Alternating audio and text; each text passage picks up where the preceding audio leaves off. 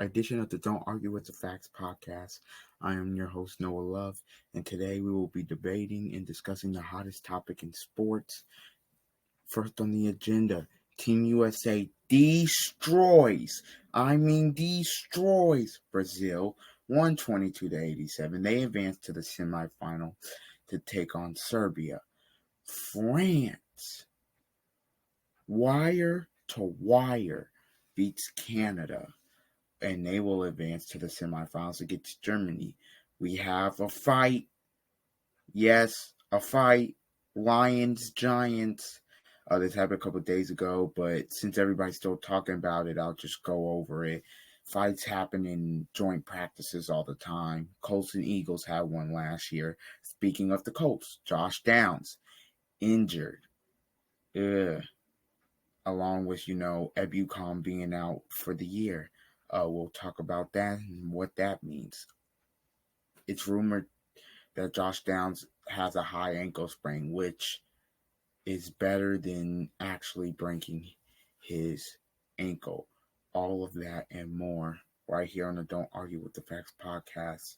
Let's start it off. Team USA destroys Brazil 122-87. Best game USA's played. Best games USA played. As we know, we go to the box score here.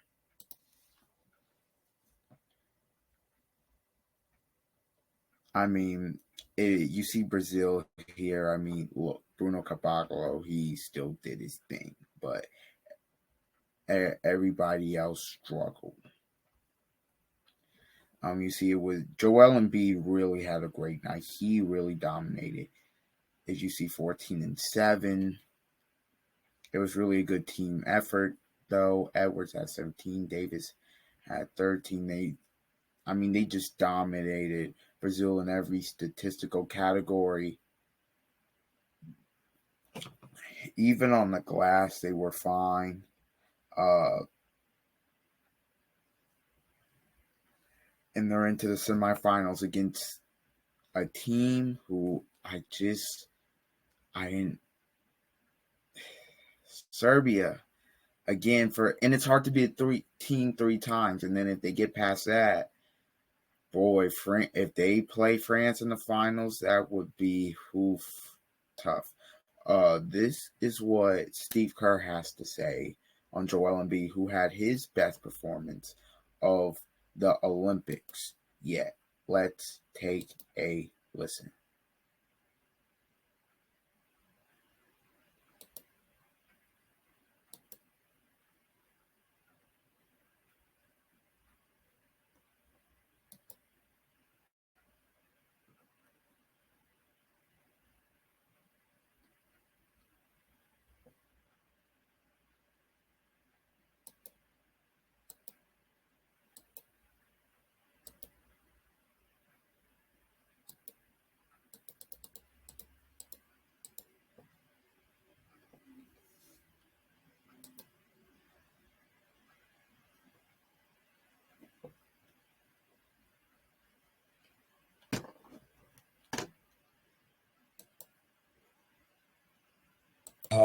We wanted to.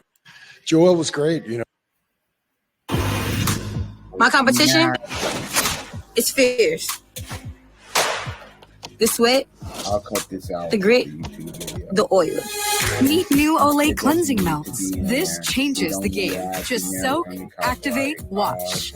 With silky micro bubbles that go deep. For 3 times better clean that cleans, tones, refreshes daily. For my best skin, when it really counts. New Olay cleansing melts. The official facial cleanser of Team USA. We wanted to establish him inside early, and instead he went out and made a couple threes right away. But he's so talented, and he's looked better and better as this experience has gone on, and I think he's really in a good groove right now. Mildly sprained ankle, so he sat out the second half, but Joel's really playing well. I think this will be their best game against us. We've had 2 wins against them, but they've they've proven to be one of the best teams in the world. And now that they've seen us a couple of times, I'm sure they'll have some counters for us. We just have to keep doing what we're doing, which is defending at a really high level. We know that's what wins in FIBA. For USA basketball to defend and rebound and keep the possessions even. So we're not giving up a lot of extra possessions and then allow our talent to take over.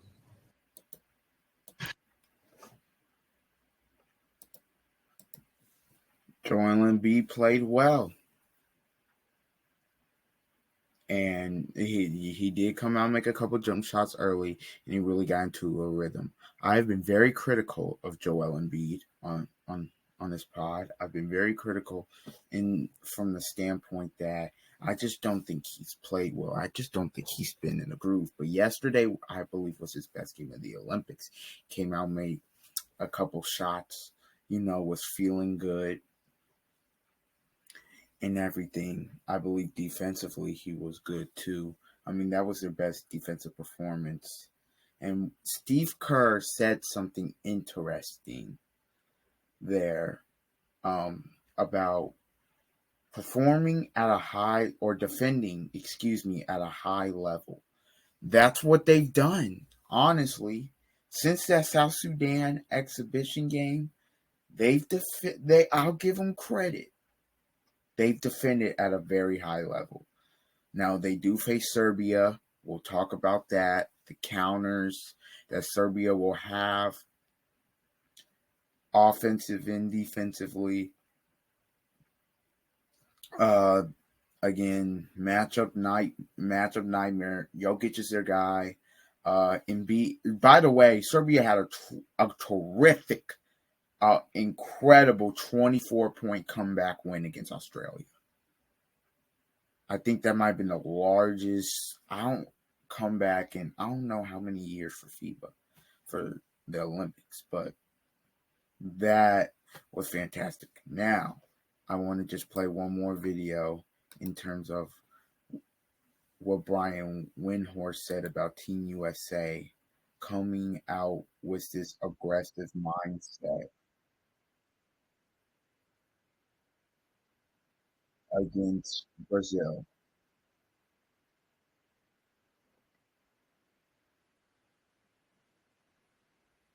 By the way, they covered.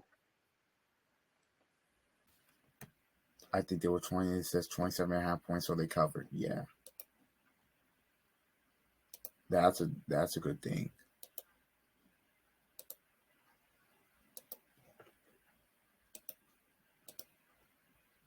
Before playing Brazil on Tuesday, Steve Kerr gathered his Team USA players in the locker room together and pointed out that in the 3 previous Olympic quarterfinal games that day, the favorite had fallen behind by double digits before the end of the first quarter. He didn't want his team to be the fourth.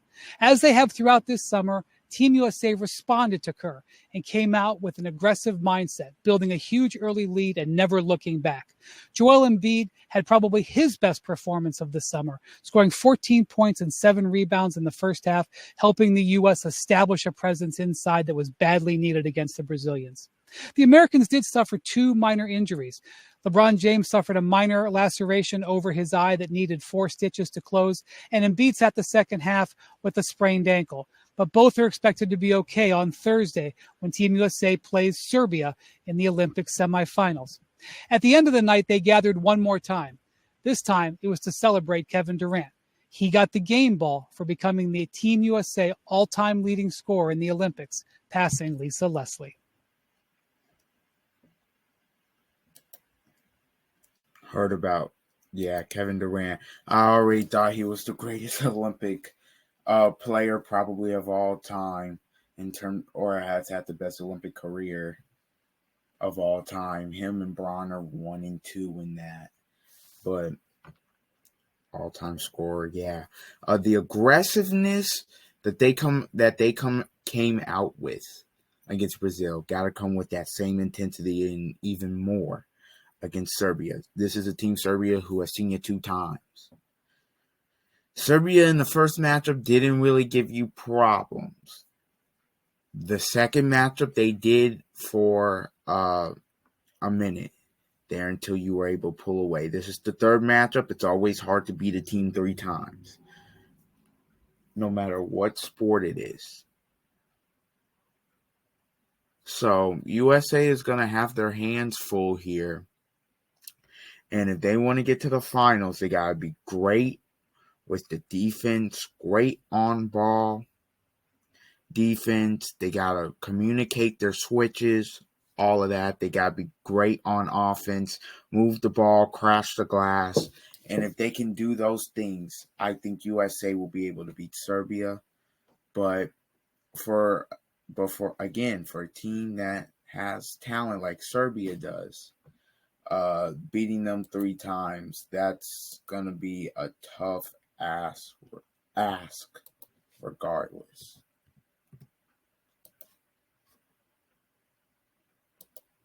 Now, kind of switching gears here to France and Canada. Wire to wire. France in their home they advance. Here, 82-73 against Canada, who I thought Canada would be getting USA in the final. Didn't happen that way.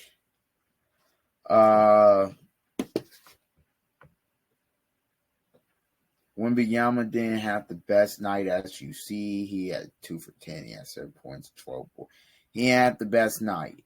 Gobert only played 3 minutes. I'll get into that in a second because there's some controversy, I guess, on that. France was wire to wire. Incredible performance to beat Canada. Part of Canada's problem was they could not throw it in the ocean. If your name was not Shai Gilgeous-Alexander or R.J. Barrett, you could not throw it in the ocean. Dylan Brooks, 2 points, 1 for 9. Couldn't make a shot. Nembhard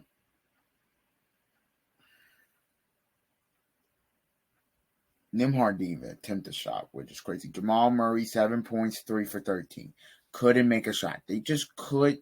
They shot 38% from the field and 24% from 3. Meanwhile, and for the record, France didn't really shoot it great either, but they shot at 42% and 32% from 3. But the key in the game was 42 free throws. They got to the free throw line 42 times. They were 33 of 42. They were basically 79%.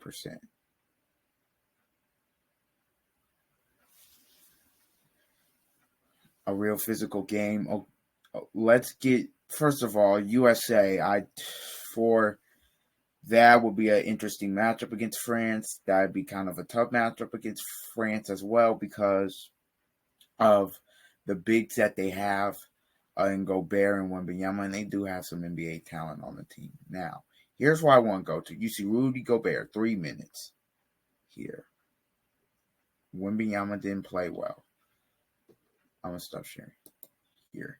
They said, Rudy Gobert said he did not play as much this game because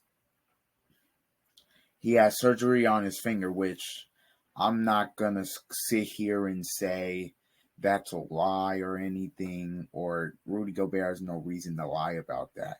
My only pushback here is the coach said Rudy Gobert sat because for matchups. He didn't like the matchup. Now, both of his bigs wasn't playing well. Wembanyama and Gobert. He probably told himself, I can't have both of my bigs not playing well. So what do I do? Am I going to sit down Wembanyama or am I going to sit down Gobert? Of course you're going to sit down Gobert because Wembanyama is just more of an impact player for you, and he's a better matchup. He's mobile. He can go out guard on the floor. We know what he's like at the rim, and offensively, he gives you something. Having Gobert in there, okay, defensively, he's good. He's good, pretty good, except for switching. He's not. You don't want him being out there guarding and sliding his feet against guards. But offensively, if he's not catching a lob, he's not giving you anything. And I know Wembanyama struggled, but at least the threat is there. With Gobert, there's not really a threat there. So Rudy Gobert got benched, if that's what you want to call it. He got benched. He'll probably be back in the lineup next game. So, it's fine. Tatum got benched for USA. So, again, I think people are kind of reading too much into this. Draymond was on his podcast. Draymond hates Rudy Gobert after that fight this year. Or saying that brother needs some help. So, yeah, I just wanted to go over that real quick because to me, Rudy, if you watch basketball and you honestly had to sit somebody down between Gobert and Wembanyama, you're sitting down Gobert. Okay, now let's switch gears quickly to this fight. Gonna show you the video, SNY, the channel. It was day one of the Giants and Lions joint practice. And just to start, here's the fight. Angles. But with this huge skirmish, you see punches being thrown. It's just Lions and Giants want to smoke. And they keep going and keep going here.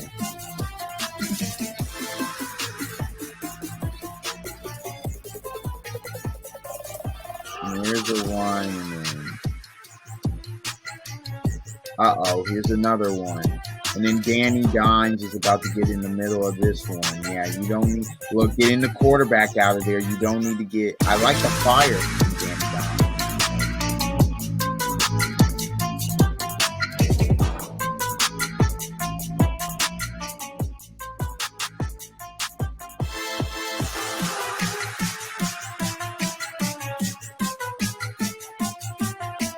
Another one.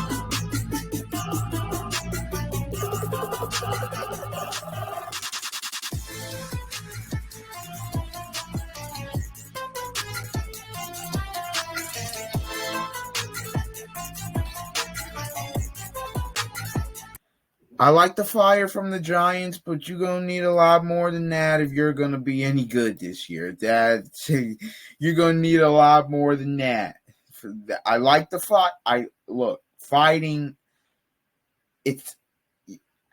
Competition. It's getting chippy. You're out there. You're trying to get better. You also don't want to get guys hurt, but you're also trying to compete. Sometimes it gets a little too chippy. Sometimes that type of stuff happens. It's football. A lot of guys have pride. It happens. It's not that big of a deal. These are two teams that are going in opposite directions. The Giants are most likely going to suck. The Lions, most likely a Super Bowl contender. But Daniel Jones being in there, to me, I'm just like, get him out of. If you're the Giants, get him out of there. Even Kayvon, or not Kayvon Thibodeau, Brian Burns, he said we don't need Daniel Jones in there. We don't need Danny Dimes in there. You don't need him fighting in there. You don't need him potentially getting hurt. Somebody swinging, getting him on the jaw. Like, this is Jets training camp 2015, whatever it was, and freaking Geno Smith. You don't need that. So it's football. It gets chippy from time to time. I'm not gonna read too much into it. I think they play in a preseason game, so probably they'll play that preseason game and may get chippy again. I don't think it'll be a brawl because it'll be an actual NFL game, but it'll get chippy. And then goodbye. Now we switch to some more NFL news. It's Josh Downs for the slot receiver for the Indianapolis Colts. Josh Downs is rumored to have an high ankle sprain. The Colts and the Lions were playing. Colts and Lions. Colts were playing 7-on-7. From what I saw, it was a 3-yard. From what I heard, it was a 3-yard out route. It's a 3-yard out route, and I guess Nick Cross takes him down to the ground. Shouldn't have done that because, again, it's 7-on-7. Josh Downs injures his ankle. Tried not to put weight on it. Well, he tried to put weight on it, couldn't. He's down. From when I first heard this, I was like, oh, dang, man, that's a bummer. But when I heard the details, I was like, one, Nick Cross, why? Two, I had a high ankle sprain myself.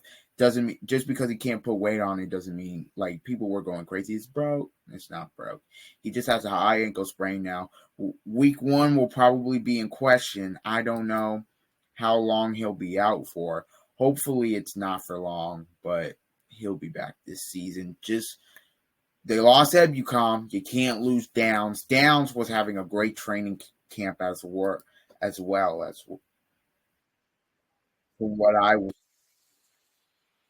This is a year I think he will come into his own. Last year he had a great rookie year.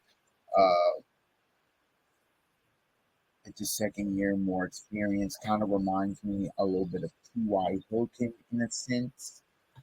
Just with the way he runs his routes and the way he moves and the way he's able to make people miss from time to time. And he is a big play threat. Gardner Minshew found him multiple times.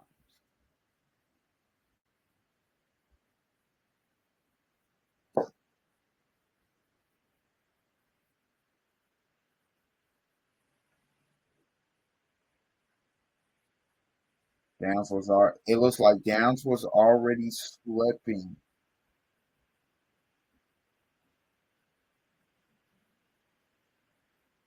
Okay, so I'm gonna come in and share my screen.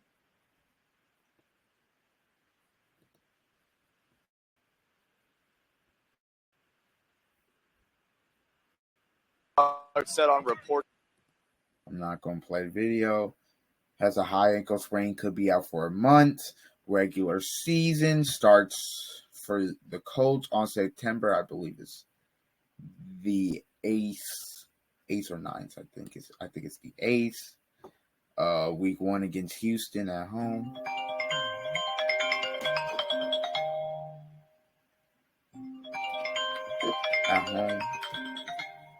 It says Downs was running an out route on the grass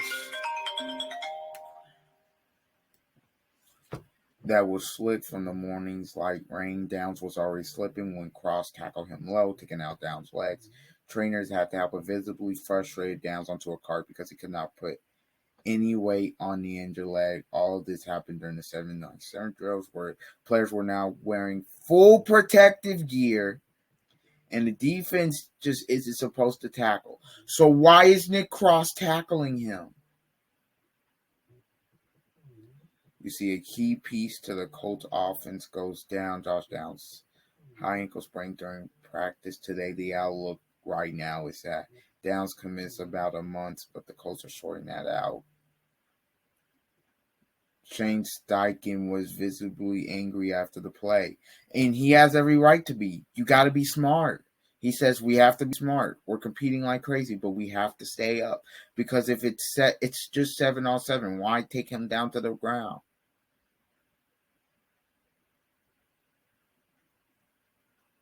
The chemistry between Anthony Richardson and Josh Downs is evident. You see, he was a big part last year. Got 68 passes, 71 yards, 2 touchdowns in the 2023 season.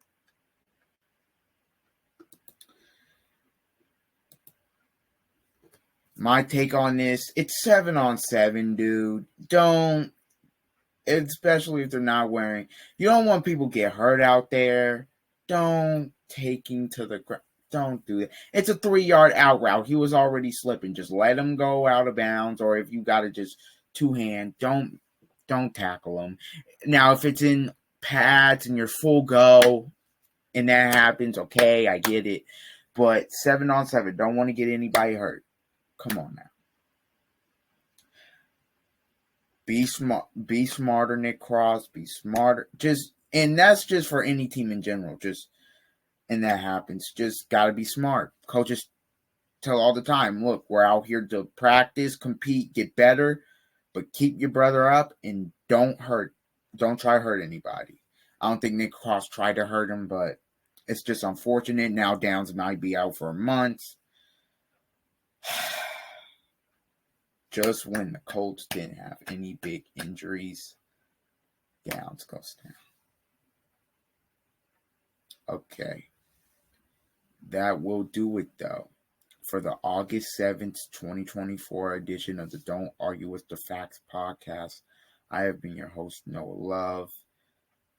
Please like, comment, share, subscribe.